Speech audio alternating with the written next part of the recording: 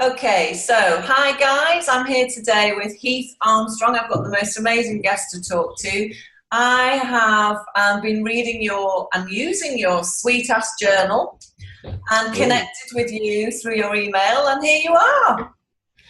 incredible how the universe works and brings us together in these amazing chats and connections of amazing energy. And I'm really happy to be here with you, Ruth. Thank you. I'm going to show your sweet ass journal to everybody who's going to watch this because this is amazing. And actually, do you want to just explain a little bit about it and how it came about? Yeah, so kind of like you're doing now. When I was there was a time in my life where I was pretty much just pounding like full bottles of liquor every single day. And I had no idea what I wanted to do because I was working concrete construction. Don't ask me how I got into that either. For about 10 years. And because it was really tradition, like it was pushing me towards that. And like that, you see that all the time with entrepreneurial people. They were in something else that they were kind of grew up knowing was the right way to go and make the money or whatever. And it didn't work and they had to follow their passion. So I did that. But I took an angle of looking at all the people that I admired that were traveling the world and doing amazing things. And they seemed very happy, and trying to figure out what it was that was allowing them to do that. And I couldn't think of any other way. I didn't have money to buy like online courses. Plus, 99% of them are dog shit anyways, to figure out what I wanted to do. And I didn't have enough money to buy like, a life coach, which could be extremely expensive as well, to figure out what I wanted. So I was like, I'm just going to start doing a podcast because I could interview all these people and ask them what these habits are that they're putting into their life that are making them successful and happy, or keeps their mindset focused on the right things to be able to work towards their higher self. Yeah. And as I started doing that, it became really apparent that a lot of these different things were overlapping, these habits and these strategies. And I found out very quickly that you can't just skip into creating a business without first having a personal foundation for freedom. So I got really excited to kind of explore that because I'd never really done anything for myself personally. I never really was a great, I could never dedicate myself to going to the gym every day because it was boring to me. And I really just never mentally thought of doing anything like a vision board or meditation or anything like that. Wasn't even really reading that much at that point. And so it was kind of new territory for me to figure that out. And as I started interviewing people, these little things started trickling out, and I started implementing them in my life, and very quickly things it actually rapidly started to change for me. And I know this isn't always the case, and I have it's interesting how fast things did go for me, but I was all in. And everybody needs to understand that I was all in. I put all my money on the line. I put everything on the line, my health. I busted my ass for 20 hours a day for years to be able to leave my job and create a business that has since done almost 2 million in sales since August 2015. Wow. And I sold everything that I owned because I had this giant house with I had 5 fish tanks. Think about that. I had food in every room. I had, 2 vehicles and all this stuff for just me. And none of it, you buy these things to try to make you feel better, that things that you don't even really care about, to impress people that you don't even really like that much. Yeah. And I got rid of everything, and I got down to like sleeping on this mattress pad, and I implemented minimalism because it was one of the main things that I found from these people that were really happy. And there's a lot of different levels of that we can get into later if you want, but gift giving and doing all these different things that really allowed me to become this really happy, free person, and open up my channel of creativity that is, kind of spit out the Sweet Ass Journal and the Sweet Ass Domination deck, which is coming now. And the journal is really a system for that. I had like 6 different journals laying around, and I was doing all these cool little things. Like in every single section of this journal is kind of it's something that I learned from somebody else, right? Or I made it my own in some way and put it together into one system. Mhm. And essentially how it works is you set a vision at the beginning of 100 days. And that can be 2 or 3 personal goals. It can be a business goal with a couple personal goals, or all 3 of business goals, whatever point you are in your life. And then the main principle of this is it's very simple. you do two things every day, which I call freedom actions, to work towards that vision. And you do those before you do anything else. Now, if you have a crazy busy day or job where you work really early, you just make sure you get them done before you go to sleep at night. But that's the main anchor for the journal. But then there's all these other things trickled in that kind of bring up the happiness. And as you know, since you have one, like, it starts with gratitude. So just being aware of all the amazing things that you have in your life. And we go through abundance mindset, which is something that we do at night, which really tells you, like, when you think, I don't have anything, I have no friends, I'm face down, pants down in the bushes, I've got nothing, this all sucks. Like, you have so much around you that you have no idea. And once you start putting your mindset to identifying those things, it becomes very apparent how amazing things really are in life. And that can really increase happiness. So it gets into James Altucher's idea muscle, where you brainstorm ideas every day just specifically to create the habit of being able to think quickly on the spot and brainstorm in the moment. And then we get into minimalism and gift giving, because I believe there's a couple different practices in there to help you go through that minimizing process if you haven't already done it. Again, some people are just minimal anyways, but others aren't minimal, but they don't need it. And then there's people like me who, like, weren't minimal, but I really needed it. And it changes everything, because it basically removes all the distraction in your life. And this can be physical or mental stuff. And you can replace it with important stuff, things that you really want to focus on that actually bring you happiness or fulfillment or purpose. So that's kind of like all of the different sections. There's a little bit to do with meditation and reflection and planning your next day. But you do these things basically once a day. It doesn't take long. And it's really, it's incredible once I put it into a journal and put it out there, like the reaction that has happened. Because I was so scared to do that. My dog, he pissed all over the 6 little mini journals that I had.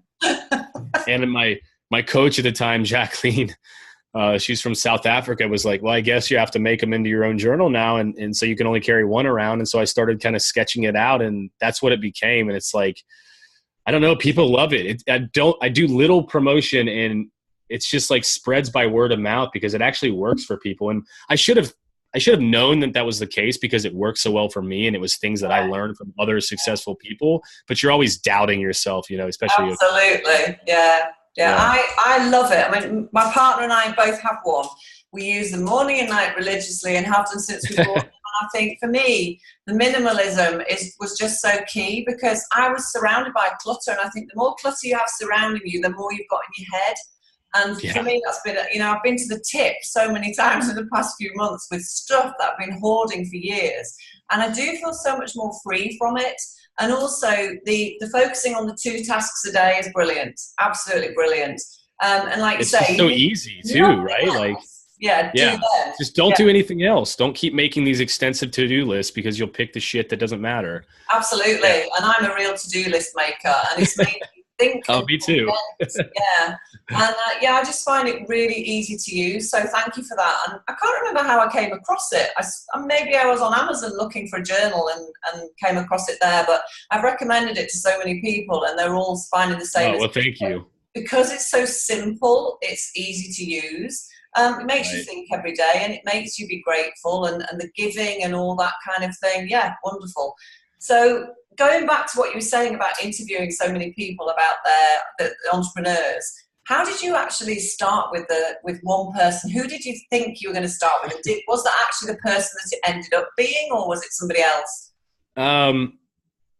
The first episode was actually supposed to be a musician that I already knew, who was a friend. And that wasn't getting me out of my comfort zone, so it doesn't really count. The big one was episode number 2 that I did. And this was on my old show. And if anybody wants to go back and listen to these, if you go to heatharmstrong.com and click the interviews tab, I have all the old Artsy Now interviews listed, and you can scroll down. And this one was with a Hollywood director named Sohrab Mirmont. And he won the New York International Film Festival when he was 19. And I was on Twitter, and like, I had no authority, credentials. I'm literally nothing, just some kid who worked in the construction industry wanting to talk to him. And I sucked it up one day, and I said, okay, I'm gonna message a few people that if one of them says yes, it's going to force me into doing it. I can't fold. I can't hide. Like, I'm going to ask somebody big enough that I'm going to follow through with this. I have to, right? Yeah. And so I saw like something that he had done on Twitter and was fascinated. He was kind of immigrated from Iran, and his family, and like he was just the style of film and everything about him was really cool. And I sent him a Twitter message, like explaining what I was trying to do at the time, which was really work towards creating some sort of children education platform for, I don't know how to explain it. It was called the Artsy Now Foundation was the idea, but I wanted to help kids be more creative without the traditional, like you should be learning this way or that way. And it's actually weird nowadays because it's sort of evolved into real life. Like I actually do go to Africa and work with kids in that way. Oh, wow. It's not the same as the original idea was. Yeah. But that's kind of where the seed started. And he was like all for everything. And just like, he responded with like, yeah, I would love to, like, let's chat. And it was very weird because I was like, well, shit, now I have to figure out what the hell we're going to talk about and how to do this. And it was really scary, but I did it. And like, of course, the first 15 episodes were all the like exact same questions all the way through. And it was very structured and I didn't really know what I was doing, but over time you really get into what everybody is saying to you. Right. And I just started asking questions that I was really interested in. And I think that was the key to my shift in the interview style was instead of doing these pre-populated questions, I started turning to what was actually on my mind. What did I really want to learn from that person in particular? Yeah. And then it became very, very easy, more like a natural conversation. And it's been crazy since, for sure. Well, I've listened to a few, and then the ones I've listened to do sound quite natural. But if I can just explain where I'm at, because I know we connected through your book. I saw your email at the back of your book and thought, yes, I need to get in touch with this guy, because I'm in a similar position to where you were at the start, in that yesterday I got my qualification through my email to say that I'm a qualified health coach. Yay! Oh, congrats. Yeah, I'm so excited. And I've been thinking for a while, how can I use it? I've been studying for a year, but before that I've done all sorts of other health coaching courses and other things before, all sort of health and well-being related. And I've come to the conclusion that there is not one, I mean, it's easy to see, but there's not one size fits all at all where health and lifestyle is concerned. It's definitely one size fits one.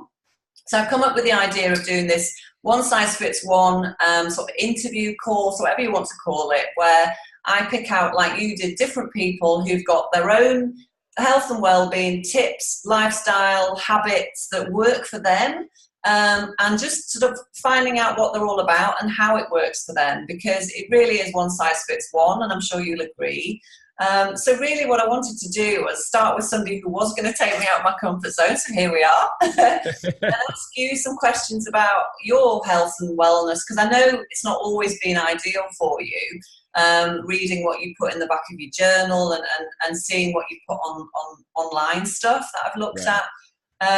But you obviously are in a much better place now, and do you feel I feel like amazing now? Yeah, you look amazing. But because you found your passion, do you think that really helped?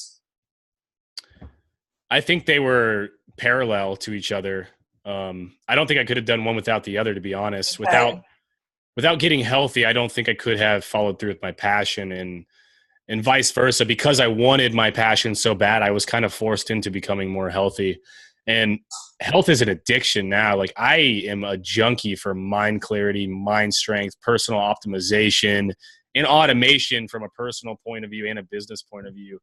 I get really into it, and I go down rabbit holes very often. And it's totally one size fits one, because I've picked up all these little health things from all these different people, but they're not using everything that I'm using. And I tell some of these things to other people and they try and it doesn't work. Other people try it and they love it. Yeah. So the only thing we can do, which is really why I love your idea so much, is observe what other people are doing and listen to it and try it out for yourself and see if it works. Because everybody is completely different. And for me, there are several different things that have made a key factor in turning my health around, for sure. And did you go out to research it, or was it just sort of bits and pieces that you came across and thought, yeah, I'll try that? Or do you do lots of reading and background, research about health and wellness? All of the above. It really started with my friend Greg Baston, who owns a health company called Opportunities, and it's TEAS. So he makes amazing teas and other kind of health supplements. I interviewed him on my old podcast too. That's how I met him. But I watched him go from his first product to what he's doing now, and it's incredible. And I've always used his supplements. So when I started using his first brain clarity tea, it was called Brainiac. That was the first time I really noticed a difference in the way my mind was working in the morning, because I used to drink like 30 cups of black coffee every morning. Okay. And I've never had a sugar issue. I've never been the type of person with a sweet tooth, so I've never had to deal with that demon. And I've never really been addicted to like carbonated drinks or anything like that. Just always been a fan of water, luckily. But I've had chronic stomach and indigestion issues my whole life. I mean, at one point I had to wear this machine on my arm that had these tubes up my nose that went down into my stomach and measured the acid levels. And every time I swallowed, it would like yank on them and my nose would bleed, and it was terrible. Was that from childhood?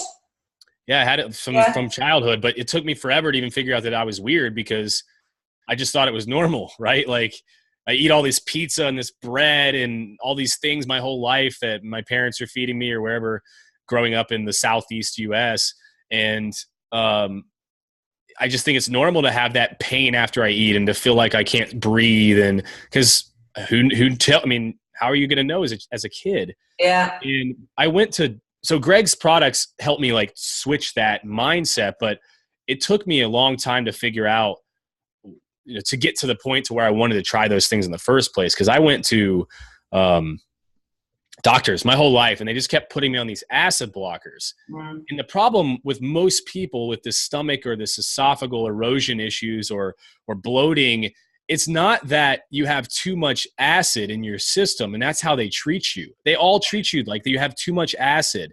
The problem is that you have not enough. And think about, think about the problem with that is like, they're giving you medicine that is basically making you worse than you were before. But it numbs your ability to feel it. And so you think it's doing better when it's really not, because as soon as you stop taking it, it's the worst thing you've ever felt and you have to get back on it. So one, the corporations are selling their products.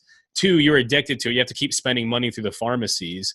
It's not helping you at all. And so I started listening to Sean Stevenson's The Model Health Show, which I'm a huge fan of. And I interviewed him as well. And he's always been one of the biggest health models for me. And he has this insane ability to be able to put in to the clearest words the most complicated health subjects for like the normal person like me to understand. And when I started listening to him, I was like, okay, this is why bottled water isn't as good as spring water. Like your blood cell portions aren't big enough, like the particle sizes don't fit correctly into your blood cells with bottled water as they do with spring water, and like the minerals. And I'm like, well, this is blowing my mind. Like that's why you get more hydrated when you drink this type of water and not that one. And these things that I would have never understood before. And so, like that's where it started was I figured out that what all these doctors had been telling me through doing research, like reading, like you had mentioned, and listening to these podcasts wasn't right. And then going the opposite direction and figuring out what the actual natural cures were for things. And really it came down to drinking a gallon of water a day and taking a little bit of apple cider vinegar. I'm just going to say, that's it. Like that is it. And now that's really evolved in some really cool other things. Like I brew my own kombucha, which is heavy kombucha with lots of probiotics and, good acid in it. And then I make this fire brew, which is like the greatest thing ever. And I take a shot of it every morning. And it's like, I ferment. So it's basically apple cider vinegar fermented with like horseradish and turmeric and black pepper and cayenne pepper. And I soak jalapenos and habaneros in it and garlic and all the superfoods that are great for immune boosting and blood flow. And that sits for about 3 weeks in a cabinet. And then when it's done, I strain all the stuff out of it. And then I put it in the fridge and I take a shot every morning. And ever since I've done that, it's been like the most miracle health cure of all time. Amazing. That is amazing. It's very cool, but that's where it all kind of started. With no pills. No pills. They always ask me at the doctor if I have to go. They're like, what kind of prescription drugs are you on or whatever? And I'm like, none. And they're like, nothing? No, nothing. And I'm like, nothing. Never again. I'm the same. That is just such a coincidence, because I grew up exactly the same as you, thinking, it must be really normal to have stomachache every time I eat something, and literally had irritable bowel all my life. And it turns out mine was from I had eczema when I was a child, so I was covered in this awful skin problem. And what they did was they gave me steroid cream, so it damps it down and pushes it under the skin, but actually it's still there. And so what happened was it damaged my gut lining. I These know. doctors. I know. Yeah, your gut lining. Okay, cool. Yeah, which is really obviously quite serious. And I grew up with tummy ache the whole time, and it took for me to do all these individual health courses with different people and to learn on my own and off my own back. And believe it or not, I take something similar to you in the morning: cayenne pepper, apple cider vinegar, all those wonderful things. Make it into a paste, put 1 tablespoon into some hot water, drink that first thing in the morning, and then I have lemon and ginger, which is amazing. And I just worked it out myself in the end, and also went to see a digestive specialist called Emma Lane, who was amazing. She was actually the person that told me what had happened to my gut lining. And once I knew that, I was like, oh my God, yeah, that makes complete sense. So now I'm kind of on a mission. Sorry, I was going to mention something about the gut lining there. Oh, go on. That's a really interesting topic that I have this product that I was taking before. I just took it a minute ago before we got on this call. Oh, here it is. Do you take this Restore? Oh, no, I've not seen that. That sounds amazing. So, Dr. Zack Bush makes this stuff. It's incredible. You know, the problem with the world and the Roundup and the pesticide that's all over everything. We all absorb so much of it just by being in the world. Yeah. And it also just destroys your gut lining. And it's in everything. And so this stuff, it restores your gut lining.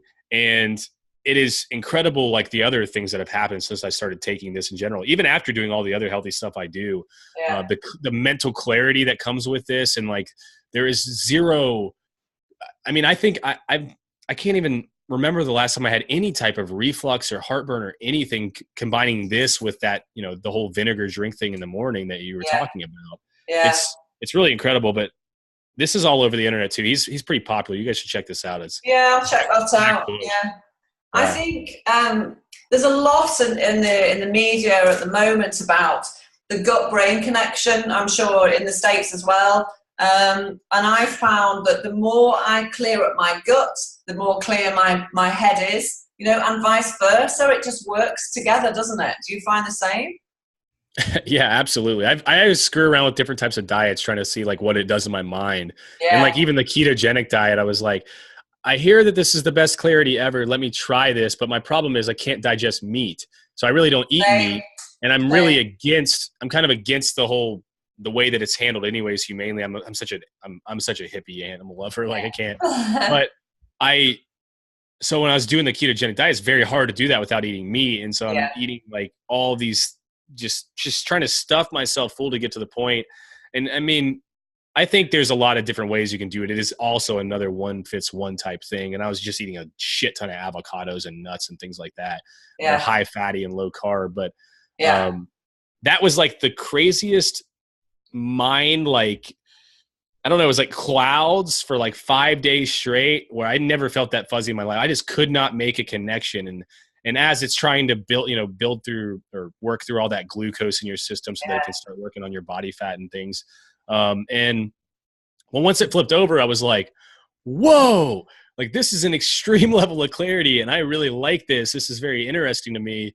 Unfortunately, the diet wasn't working for me because I felt almost just as good by eating, you know, the way that I was already eating with just avocados and berries and stuff in the morning, and then light lunches and making sure I get the right proteins and stuff for dinner. But like, yes, the gut connection to the mind is like, it is the secret to everything, to creativity, to understanding your chakra alignment, whatever you want to get into. Absolutely. Like it is the catalyst for all of that work. So it's it's incredible. And how do you feel about, I've been studying Ayurveda, and they're quite persistent about that we eat at the same time every day, so your body's expecting it, and it's regular food, and then in between you fast so your digestive system gets a break. Is that something that you work towards as well?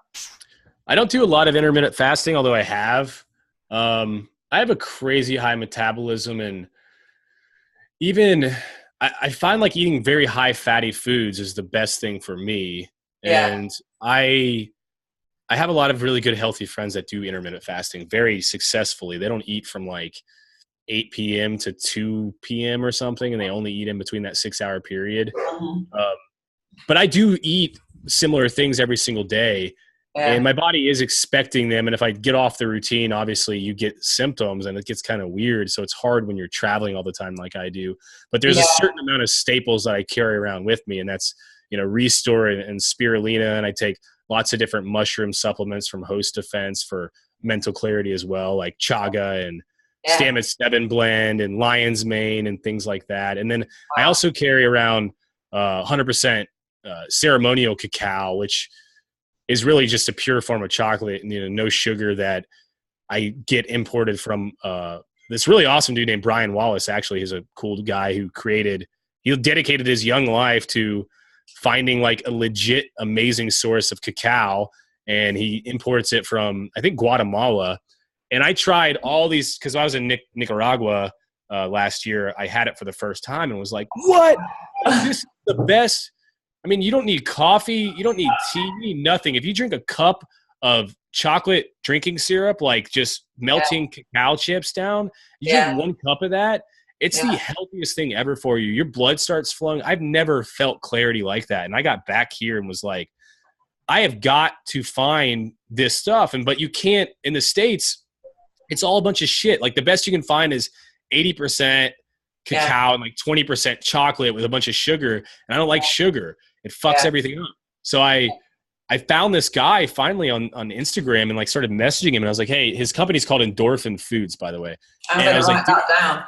It's great. And I was like, can I buy like bulk bags of these ceremonial chips that you have? Like just the plain ones? Because they do flavors and stuff too, but I'm not that into it. I just want so just cacao nibs? Are they just cacao nibs or? Yeah, they're just cacao chips, basically. Wow. They're like this round. And I order them in this giant 5-pound bulk bag now. Yeah. And I just take 7 or 8 chips and melt them down with hot water. And then I'll add some MCT oil to it and I'll put it in like a little blender. And it makes this just delicious, creamy, chocolatey, like, but there's no sugar, right? It's like the purest thing ever. And I drink it and it's incredible, like the surge that you get without a crash. There is no crash. No. And it's like, I started getting my fiance on that because she was pounding coffee with like, creamer in it every morning. And I was like, look, you crash after 2 or 3 hours with coffee because it picks everything up and then it makes you crash just like if you eat sugar or something like that. But one thing that actually helps that, by the way, on a side note, is if you do mix coffee, if you blend coffee with MCT oil, it actually acts as like a time release. So it trickles out that caffeine over the day as opposed to hitting you all at once and then dropping, which is really cool. And I didn't know that. So if you're a coffee drinker, an amazing substance, isn't it? Yes, it's incredible. Yeah. But yeah, coconuts are amazing.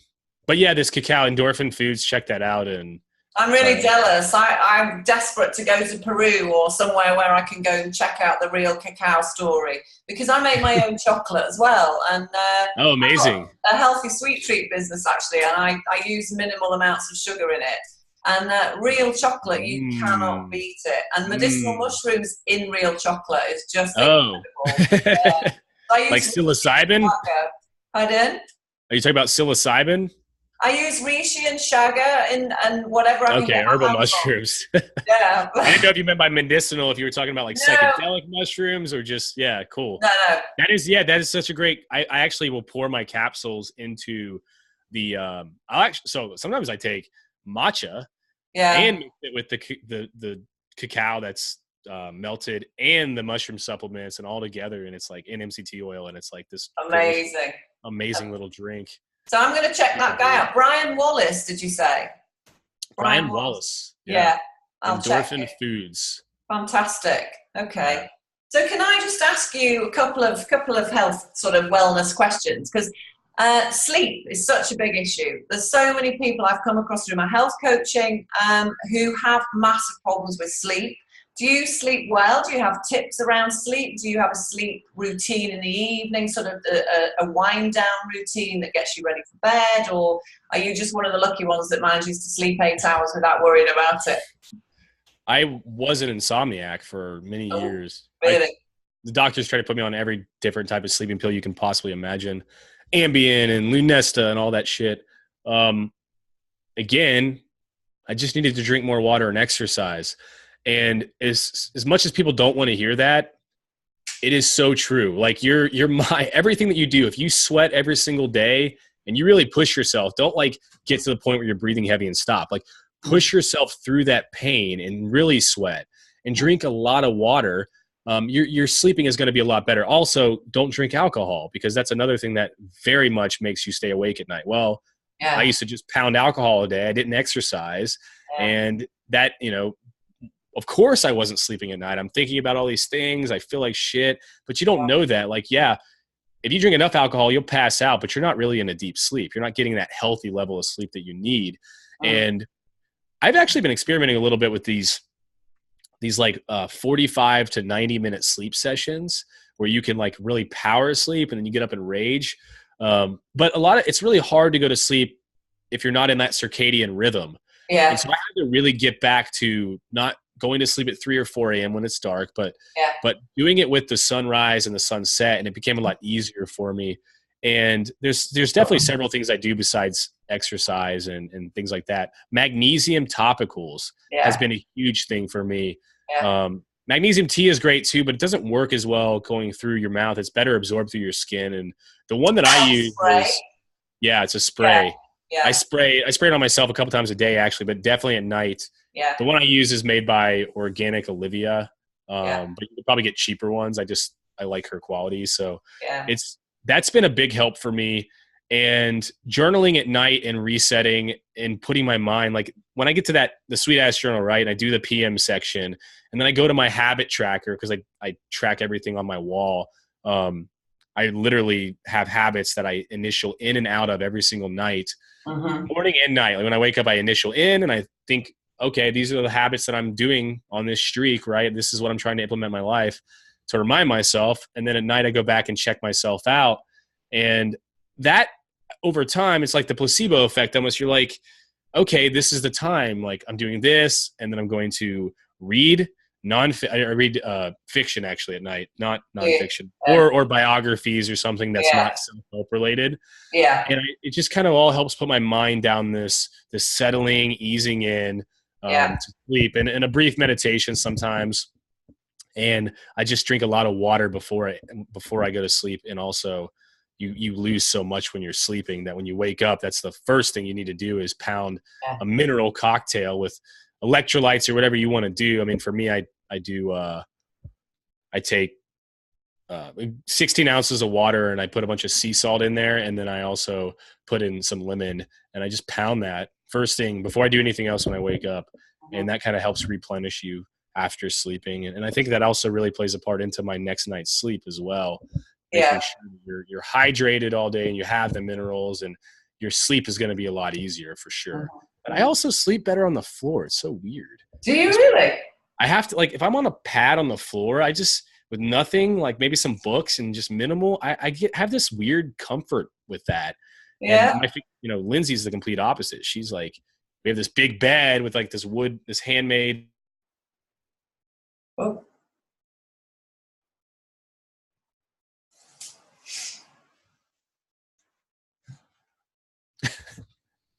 Uh-oh. I lost you a second there. Yeah, I was just finishing up my story about the loving the floor. Maybe you feel grounded. Maybe it grounds you. Yeah, I think you're right.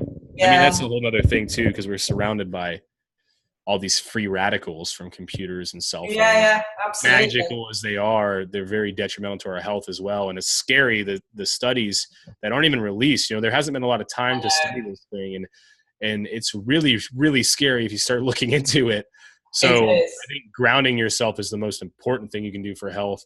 Getting outside barefoot, absorbing antioxidants through your skin and not through just eating berries, because you get way more if you go swim in the ocean for 20 minutes or stand on the beach or roll around in the grass than you ever will eating a certain type of food that has antioxidants in them.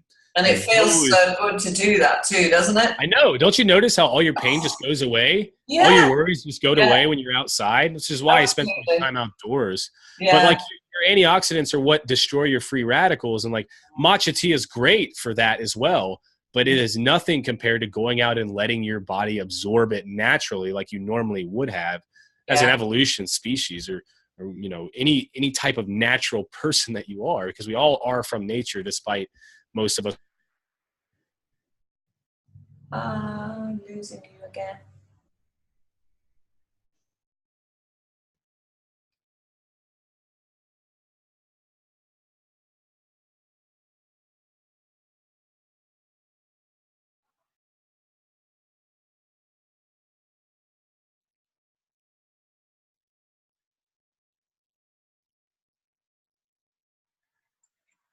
Oh, I've lost you.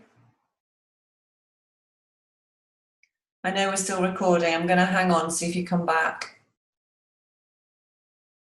Hey, we've got a dodgy connection. I think I've lost him. Well, that was an absolutely amazing meeting with Heath Armstrong. I don't know whether he's going to come back or not. I might possibly end it there, but I just want to say a massive thank you for that. I hope you've all learned something, because I did. And it was really nice to hear that we're kind of along similar lines. And if anybody is interested, the Sweet Ass Journal to develop your happiness muscle in 100 days is well worth having a look at. I'm about halfway through. John and I do it together in the morning and the evening, and I have to say it's made a massive difference to our mindset. So yeah, have a go, and I hope you've enjoyed it. I've been Ruth from Be Balanced, interviewing Heath Armstrong, and I hope you've enjoyed it. Take care. Thanks a lot. Bye-bye.